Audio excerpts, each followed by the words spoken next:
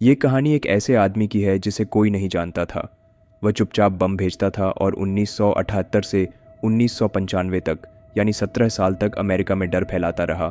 उसके बम कॉलेज के प्रोफेसर, छात्र और बड़े लोगों को चोट पहुंचाते थे। पुलिस उसे अन बॉम्बर कहने लगी क्योंकि वह यूनिवर्सिटी और हवाई जहाज से जुड़े लोगों को निशाना बनाता था। कोई उसे पकड़ नहीं पाया।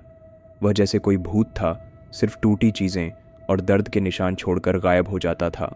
पहली घटनाएं 25 मई 1978। शिकागो के एक कॉलेज में एक डिब्बा मिलता है जो प्रोफेसर बकली क्रिस्ट के नाम होता है। जब पुलिस उसे खोलती है तो बम फटता है और एक अफसर घायल हो जाता है। कोई नहीं जानता कि बम किसने भेजा। 9 मई 1979 को नॉर्थ वेस्टर्न कॉलेज में एक और बम फटता है। एक छात्र जॉन हैरिस को चोट लगती है और खून बहने लगता है। 10 जून 1980 यूनाइटेड एयरलाइंस के अधिकारी पर्सी वुड के घर बम पहुंचता है और उन्हें चोट लगती है। अब पुलिस इस केस को यूएनआई बॉम्ब नाम देती है, यूनिवर्सिटी एंड एयरलाइन बॉम्बर के छोटे रूप में। 8 अक्टूबर 1981 यूटाह के एक कॉलेज में बम मिल जाता है, लेकिन समय रहते उसे रोक दिया जाता है। कोई घायल नहीं होता। बम और ख़तरनाक होते जाते हैं। 1982 में फिर 2 हमले होते हैं। 5 मई को वेंडरबिल्ट यूनिवर्सिटी में बम एक महिला जेनेट स्मिथ को चोट पहुंचाता है।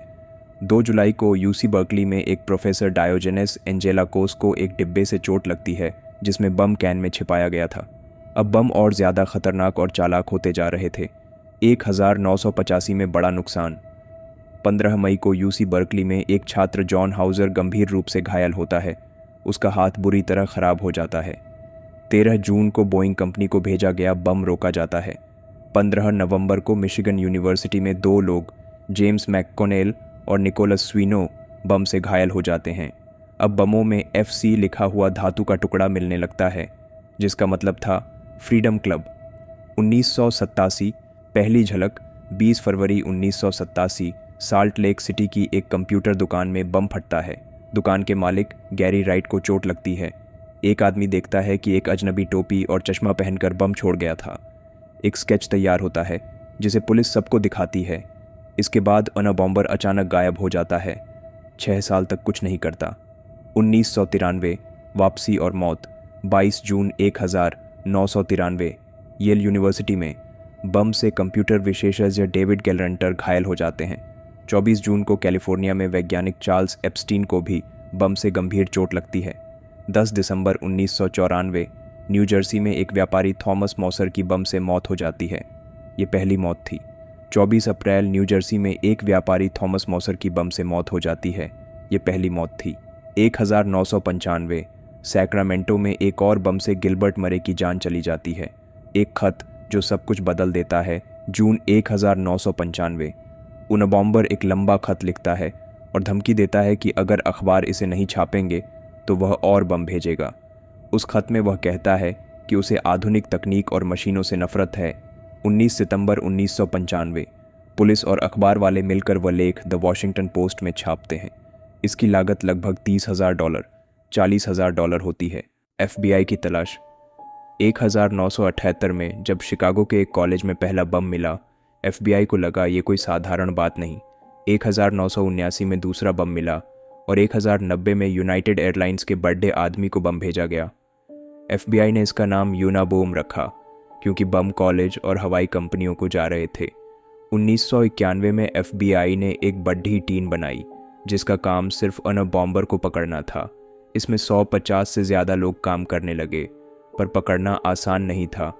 अन बॉम्बर बहुत चालाक था। वो बम अपने हाथ से बनाता था, लकड़ी और पुराना सामान इस्तेमाल करता था ताकि कोई निशान न रहे। उसने बमों में झूठे सबूत छोड़ दे, जैसे धातु के टुकड़ों पर FC लिखा जिसका मतलब कोई नहीं समझ पाया। FBI ने हर बम को देखा, उसमें क्या था, कहाँ से आया, पर कुछ खास नहीं मिला। वो चिकागो, कैलिफोर्निया और सॉल्ट लेक सिटी में बम भेजता था, पर कोई पैटर्न समझ नहीं आया। FBI ने हज़ारों लोगों से पूछताछ की, पर हर बार रास्ता बंद। 1987 में एक बड़ा सुराग मिला। सॉल्ट लेक सिटी की एक दुकान में बम फटा और एक आदमी ने ऊना बॉम्बर को देखा, टोपी और चश्मा पहने।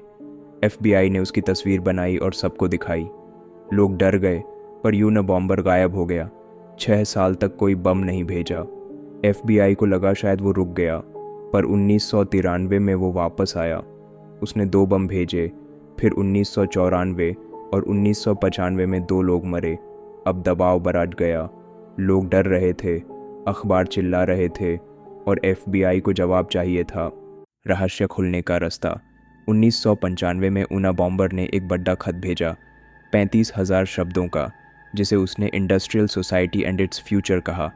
वो द न्यूयॉर्क टाइम्स और द वॉशिंगटन पोस्ट को बोला, इसे छापो वरना बम भेजता रहूँगा। FBI ने सोचा, अगर इसे छापा जाए तो शायद कोई उसकी लिखावट पहचान ले। ये जोखिम था, क्योंकि एक आतंकवादी की बात मानना ठीक नहीं। फिर भी FBI के बड़े अफसर लुईस फ्री और सरकार ने मंजूरी दी। 19 सितंबर 1995 को द वॉशिंगटन पोस्ट ने खत छापा। इसकी कीमत थी $30,000 से $40,000। ये खत उना बॉम्बर की सबसे बड़ी गलती थी।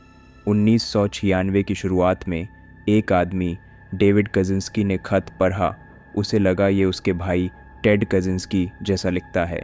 डेविड ने अपने वकील सूसन स्वानसन के ज़रिए FBI को बताया। उसने टेड के पुराने खत दिए। FBI ने देखा कि टेड और अना बॉम्बर के खत में वही शब्द थे, जैसे कूल हेडेड लॉजिस्टेंस। FBI ने पक्का किया कि टेड ही ओना बॉम्बर है। 3 अप्रैल 1996 को FBI मोंटाना के एक जंगल में गई, जहां टेड एक छोटे से लकड़ी के घर में रहता था, बिना बिजली या फ़ोन। वहां उन्हें एक तैयार बम, 40,000 पेज के लिखे हुए नोट और बम बनाने का सामान मिला। टेड काजिंस्की कौन था? टेड काजिंस्की, जिसे दुनिया उना बॉम्बर के नाम से जानती है, एक बहुत पढ़ा लिखा आदमी था। उसका जन्म 22 मई 1942 को शिकागो में हुआ। वो बचपन से बहुत तेज़ था। 16 साल की उम्र में वो हार्वर्ड यूनिवर्सिटी चला गया, जहां उसने गणित पढ़ा। फिर उसने मिशिगन यूनिवर्सिटी से PhD की। वो UC बर्कले में गणित का प्रोफेसर बना, पर 1969 में नौकरी छोड़ दी। उसे शहर और टेक्नोलॉजी की ज़िंदगी अच्छी नहीं लगी। वो मोंटाना के जंगल में चला गया, एक छोटे से घर में, जहां वो अकेला रहता था। टेड को लगता था कि मशीन और नई टेक्नोलॉजी इंसान की आज़ादी छीन रही है। उसने अपने ख़त में लिखा कि टेक्नोलॉजी लोग को गुलाम बनाती है और प्रकृति को ख़राब करती है। वो चाहता था कि दुनिया पुराने ज़माने में जाए, जहां लोग बिना मशीन के रहें। इसलिए उसने बम भेजे कॉलेज वालों, हवाई कंपनी के लोगों और टेक्नोलॉजी से जुड़े बढ़े लोगों को। वो मानता था कि ये लोग टेक्नोलॉजी बढ़ाने के ज़िम्मेदार हैं, पर टेड का तरीका गलत था। उसने 16 बम भेजे, जिनसे 3 लोग मरे, ह्यूज क्रेटन, थॉमस मोसर और गिलबर्ट म्यूर, और 23 लोग घायल हुए। उसकी चालाकी थी कि वो बमों में झूठे निशान छोड़ता था ताकि FBI गलत रास्ते जाए, पर उसका खत उसकी सबसे बड़ी कमज़ोरी बन गया। एंट और जेल, 22 जनवरी 1998। टेड ने कोर्ट में कहा, हाँ मैंने ये सब किया। उसके नोट, बम का सामान और ख़त के सबूत इतने मजबूत थे कि उसे बचने का कोई रास्ता नहीं था। उसे बिना छूट की उम्र कैद हुई। वो कोलोराडो की एक सख्त जेल ADX फ्लोरेंस में बंद है, जहां वो आज भी है। FBI की मेहनत और डेविड की मदद ने अना बॉम्बर को रोक दिया, पर कुछ सवाल बाकी हैं। 2011 में FBI ने सोचा कि शायद टेड 1982 के टाइलेनोल केस से जुड़ा हो, जिसमें चिकागो में 7 लोग दवा में जहर से मरे। टेड उस वक्त शिकागो में था। उसने कहा, मेरा DNA दो, पर मेरे सामान की नीलामी रोको। FBI ने मना कर दिया और कोई पक्का सबूत नहीं मिला। आज भी लोग पूछते हैं, क्या टेड और बम भेजता? क्या वो अकेला था? FBI की जीत थी, पर रहस्य का थोड़ा सा हिस्सा बाकी है।